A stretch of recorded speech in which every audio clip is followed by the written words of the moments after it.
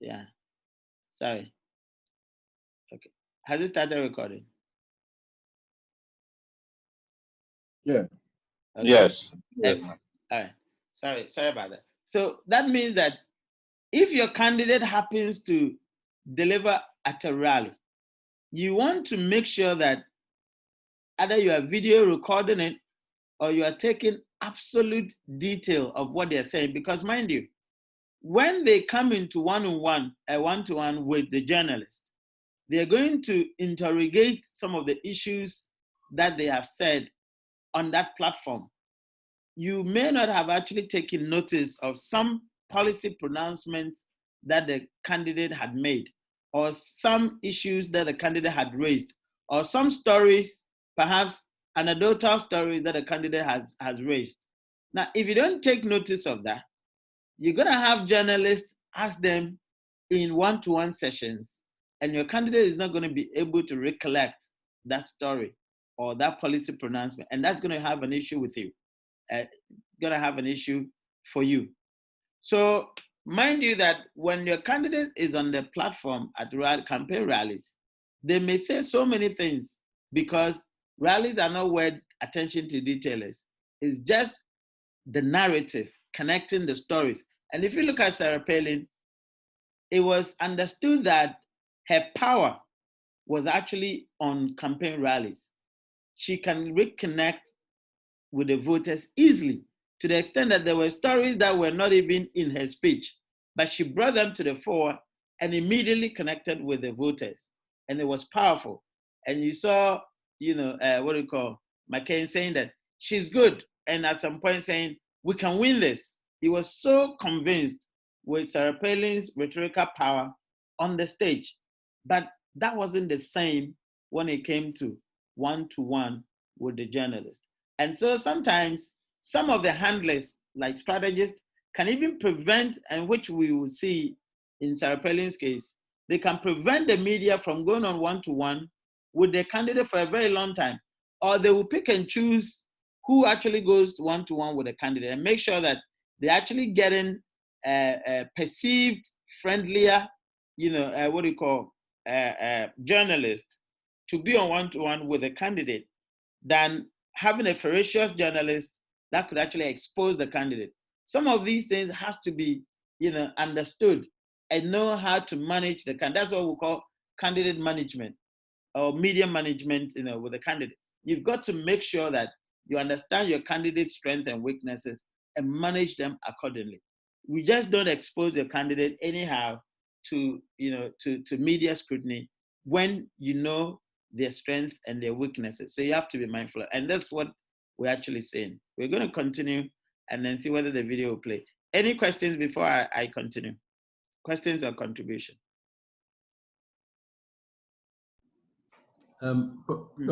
Yeah. I think I don't know if this is a contribution, Yeah. but that's a question at the end. Yeah.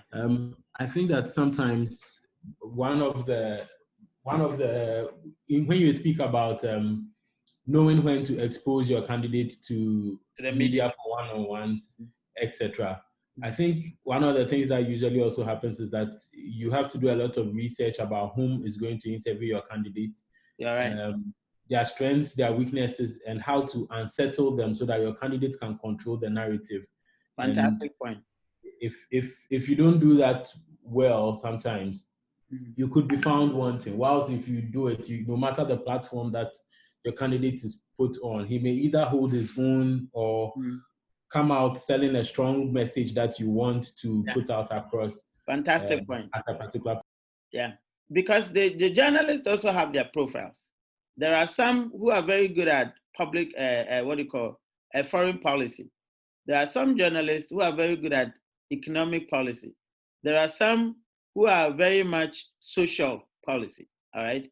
Now, when you know the journalist who is going to interview your candidate, their profile, and their questioning style, sometimes you even want to look at their ideological orientation because, look, all of us, we are oriented with either left or right, regardless of what you think. Yes, there is a moment where people actually find themselves in between the ideological space, but you would be predominantly left or right, when you put anybody on a continuum. And sometimes you realize that because of our upbringing, all right, and don't forget, ideological positioning is also shaped by our upbringing, all right, not only by our education and innate belief, but we're also very much influenced by where we were born, where we were raised, all right. So you realize that if someone is very ideologically to the left and is interviewing a candidate who is very much right of center, the kind of questions the kind of interrogation that this candidate, this journalist is going to pose, very much will come from the left. And you could almost determine, or you could almost predict, what are some of the key leftist questions that they may be posing. And because you're center right and you're not prepared for center left questions, you could be found wanting. So, Kwabena, you're very right. You've got to actually research into the one who is coming to interview, their style. If you take somebody like, what do you call, Kuku Sechiado, and you take somebody like, what do you call, this guy, what's his name? This guy who does comedy, KSM. All right. Are you following? Or the internet is unstable? Yes. No. Are you guys following me? Yes, we are following. Okay. So if you take KSM and you take Sechiado, all right, you can almost tell their interviewing style, country. Yes. Yeah. Who can tell me the differentials between the two? I'd like to make an attempt at this. Yeah. For Sechiado, he has a calm but probing manner based on research that has been done across various fields. So before you would usually realize it, he would have boxed you into a corner where he can now dump his research at you. Yeah. KSM is, he researches, but he is more softer and tries to get into your personal side and engage you in a friendly banter, allowing you to tell your story. That's right. You are fantastically right. Now, even just recently, I was watching his show with the former EC, and you could see his posture. KSM would always come from a very lighter perspective, but has some kind of insight, or has some kind of, cornered view from a very lighter position. So he would not come at you ferociously. Whereas Sechiado has a very much more a serious approach, very, very stern, positioning, with a lot of coys and with a lot of hidden agendas in them. So you certainly want to understand the orientation of your interviewer, how these people actually, if you look at, somebody like Sakor, all right, what's his full name? The BBC guy. Is it Stephen? Is it Stephen Sakor? I have to find out. All right. Now, the two times that, as far as I remember, he's actually interviewed Mahama and Nana. All right. I don't remember whether he interviewed Kufuor, and let me just check his name, confirm. I don't remember whether he interviewed. I don't remember him interviewing Kufuor and President Atta Mills. All right. Now, Stephen Sakor. Yeah, Stephen Sakor. All right. Now, the two times that he's interviewed these two, presidents, they have found, or they've been found wanting on 7 questions. All right. Yeah. Mahama's point was when he was asked whether he's been, he's actually received was it the bribe, or he's been corrupt before? And he said, as a person, as a president, surely that took him off guard. And Nanado's point, when he was asked how he was going to cost the free SHS, and he also was caught off guard, and he kept saying, I will explain to Ghanaians, etc. All right, Oscar, you want to say something? Yes, Doc. Just wanted to chip in something, but I lost I lost the connection and the number. But I agree with Kobina when he said Kuku Sechiado is more deeper, sort of than Pearson. But one thing I don't want us to take from the contribution is that they have different targets and they have different purposes for their interviews. So maybe it could be because of the purposes of their, what they are expecting from the interviewee or the respondent. Yeah. That's why they don't, they either delve deeper or go in a certain direction or does not. Yeah, I agree. And that's on the same premise that Kobna said you want to investigate or you want to research on who is going to interview you. It's based on the same premise. So that you know the interview styles and you know how they drive at their questioning, etc. So it's a very good. Not only that, the political orientation of the person too counts. That's correct. Yeah. For example, if a CNN, presenter or interviewer wants to interview Donald Trump, you know the kind of questions that will come. Of course. So it's important you know. That's right. Yes. So that's a very. Roger, can you give local examples for purpose of relation? Okay. If maybe Kweku Sechiado wants to interview John Mahama, you should know where. Good. Like he did to Dr. Toniedu. Doc, do you remember 2001? I wasn't in the country, so. Oh, it wasn't. I've been away for a long time. It was far. He used to do. He used to have his Kweku 101 on Saturdays, 5 p.m. Yeah. And when he advertised that Dr. Toniedu was his guest, everybody was waiting to what is this interview? Yeah. And it was like, it was a virtual fight. So Dr. Toniedu is very deep, Oh yeah, and Kweku is also deep. Yeah. So Kweku will ask the question, and then Doc will, answer him, and then throw it back at him. Oh, yeah, it was really good. I think we can search for it and then exactly. So that would be a good thing to watch.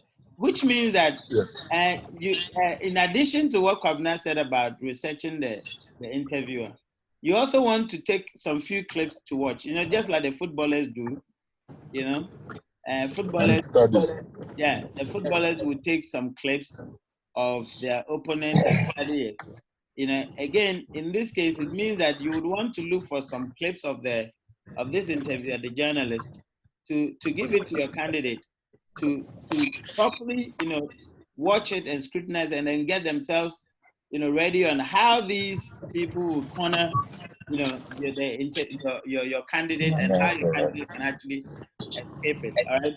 I saw the interview that this guy had with what do you call it, Don DeMello. I don't know whether some of you watched it. Yes, Doc, I watched it. And I was surprised the way DeMello just with Umaru Ahmadu, exactly. And I was think surprised. Shouldn't have put him in do that. Exactly. I was surprised the way and you see, there are some questions that you should actually predetermine. All right. You should predetermine that these questions would come and get a candidate prepared on that particular question.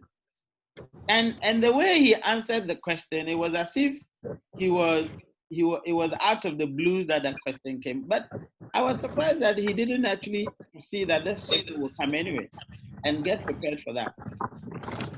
Look, I think a lot of people don't usually sit down with the production team of the host and negotiate questions. There are some questions that you either negotiate how it is asked or you negotiate it out of the conversation. That's correct. Yeah. So it is crucial that we do what do you call media management. Once you are handling a candidate, what Kobena is saying actually happens when the interview is paid for, and it's strategically placed. So the the interviewee will bring his questions because he definitely has an interest that he wants to, sell to the voting public. Yeah. So it's done. But of course, you can't have a say on what the journalist will ask you. But if, you can if the public comes in, or you are just Castro, I say Castro. You can, especially if the host wants the interview. Exactly. Yeah. If you want the interview, then these are my terms. We have to be able to agree and then move forward. But largely speaking, I agree with Oscar that typically paid for interviews, you have more leverage. But I think the desire of the interviewer is also currency. If they want the interview from you really badly, you should be able to negotiate some terms. Yeah. And there are some times where the interviewer had ambushed the candidate. So they would agree on some of the terms, especially when it's not a paid interview. They would have agreed on some of the questions, but along the line, the interviewer could slip in some questions or would disguise the question in a different format in order that they can get a candidate on the kind of thing that they want. Now, on those issues, there are times where your candidate can actually. Yes. Hello? Can you please mute yourself? Okay. Thank you. Okay. So there are some times where the candidate can actually dodge the question, all right, by actually sticking to the other areas that they feel comfortable with. Of course, you pay for the consequences because if it's so glaring, the public will see it. But if it's not glaring, and some people have a very fine way of, swerving these questions or dodging these questions. So again, it all amounts to preparation. To what extent do you actually sit with your production team or with your actually team to prepare? And as Kobna said, in most cases, to be honest, in this country, some of these things we don't take them seriously. So we find that the candidate is actually, campaigning somewhere. They have interview, and they rush into the interview without adequate preparation. You do not want to expose your candidates like that. Media management is a very crucial part of political marketing, and you always want to make sure that your candidate is in a sound footing. At least they actually 2-1 in terms of the odds before you expose them to the media, right? I hope we are very clear on this point. Yeah, Doc. Yeah. Doc. Yeah, Mr. Azuma. Yeah, there's this other side also where many times I believe that the candidates get access to some of the questions before the interview. I don't know how. Yeah, that's what Oscar talked about. Paid interviews. Okay. Yeah, they do placement, so they prepare some of the topics and then they actually do that. Okay, thank you. Thank you. All right, so let's go back to the video. I hope it plays on your side. Please check. Is it playing? We can win this. Is it playing? It's still the same. Oh, Doc. Yes. Still experiencing the same thing. Oh, okay. Then let me use a different player. Just a minute.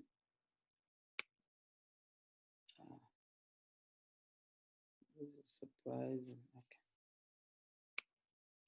Let me use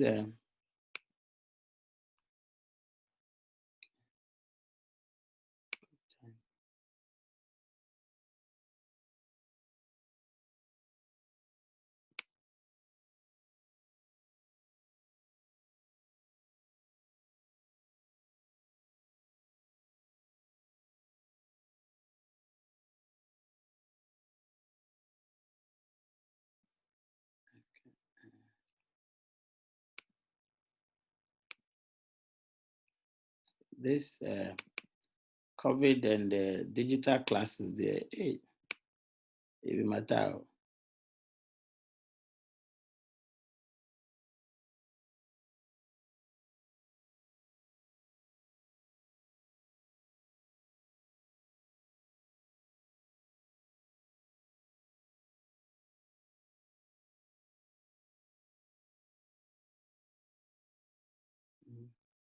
I'm trying to find where we were.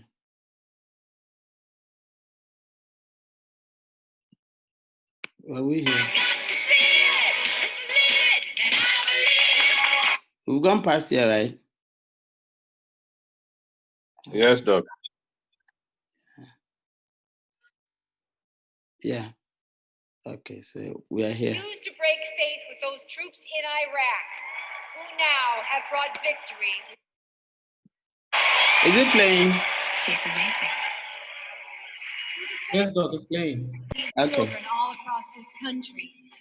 I have a message for you. Oscar, your hand is up. I pledge to you that if we are elected, you will have a friend and advocate in the White House.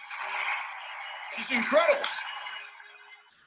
Before I became governor of the great state of Alaska, I was mayor of my hometown.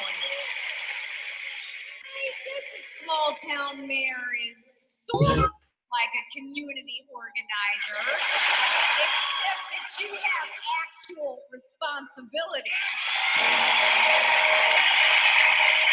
Now I know why they call her Sarah Barracuda. Love those hockey moms. You know, they say the difference between a hockey mom and a pit bull? Lipstick. She just came up with it. Join our cause and help America elect a great man as the next president of the United States. Thank you, and God bless America. Great job. Great job. My God. She did it without a teleprompter. It broke halfway through her speech. You're kidding. No. That happens to me tomorrow night. I'm fucked. We can win this. There is one thing that I've realized, and that is our outdoor systems. All right. Because if the outdoor systems are not right, the candidate struggles, and that's why always we have our candidates having, problems with their voices. All right, they've lost their voice. They've done this. Majority of times when we go on the campaign platform, you look at the kind of platforms that the media, the celebrities or the musicians they use. All right.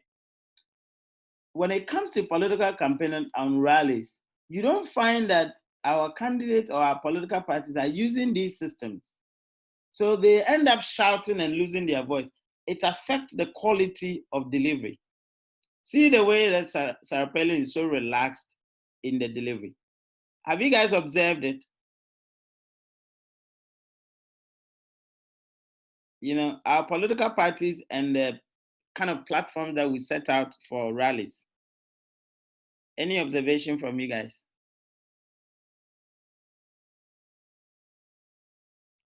Are you guys with me? Hello? Hello? Hello?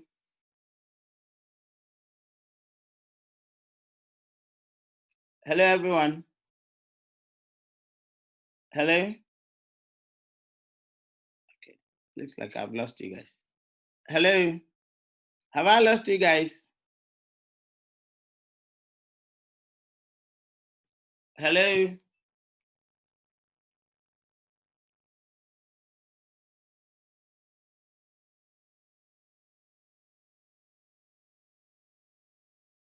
Hello, guys?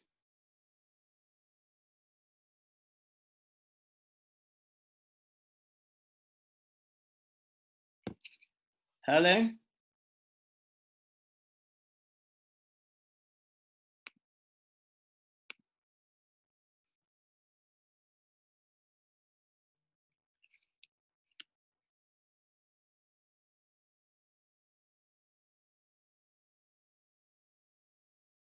Okay, so you guys cannot hear me, right? Wow, okay. So I have to disconnect and come back.